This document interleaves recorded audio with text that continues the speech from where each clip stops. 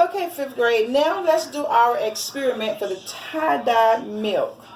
Our materials, we need a glass or any kind of a dish or a bowl with milk.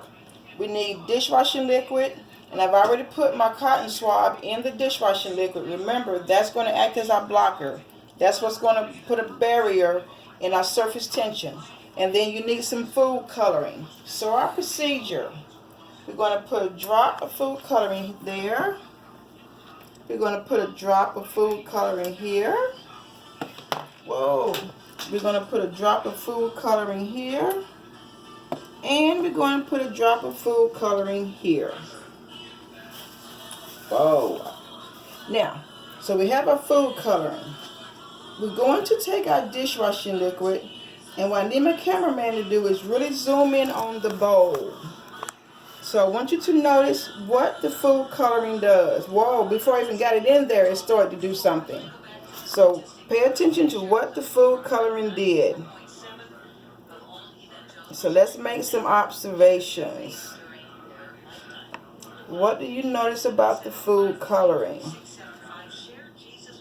What does it do? And I'm going to take it over here to our yellow. Let's put it over on this side. Now, we're going to start to swirl, or we're going to start to move it.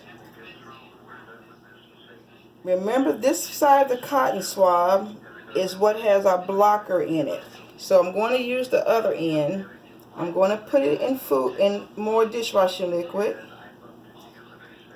And we're going to put it in our solution. And by the way, what solution is this?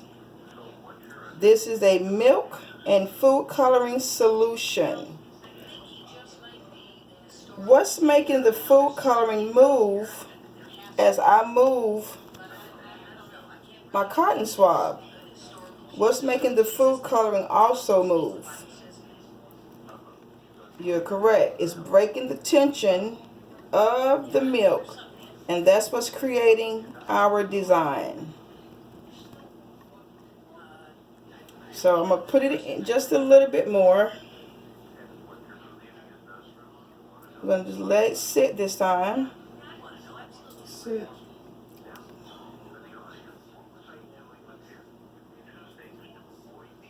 And let's put it over here. Once you get the pattern that you want, if you're doing the experiment at home, do you notice what the food coloring, every time I move my cotton swab, what does the food coloring do? Every time I move my cotton swab, what does the food coloring do and why? So keep those questions in mind, because remember, you're going to go to Kid Blog and you're going to have to answer your questions based on what you see. Okay, so go to Kid Blog and answer your questions. Now, this is the extra activity that I was talking about. I'm going to do two things with my pattern. I'm going to take my paper and I'm going to put it in the pattern. Remember, I told you in the PowerPoint to count to 5. Well, you can count to whatever. 5, 6, 7, 8, 9, 10, 25. Okay. Let's take our paper out and look at the pattern that we've put on our paper. And y'all, please don't mess up y'all mama's countertop with this. Now, there's another thing you can do. So, cameraman, stay right there. I'm going to pour this out, and I will be right back.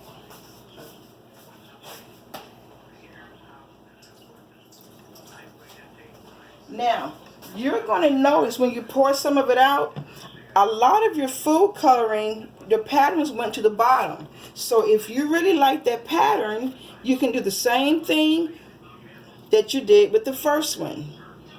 Put your paper in and let it sit. I count to 5 again. 1, 2, 3, 4, 5.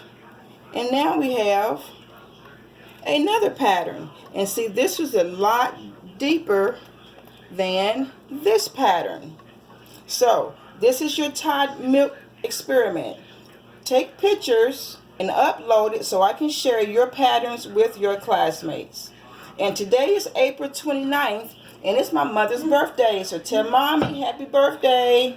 See you guys on Monday.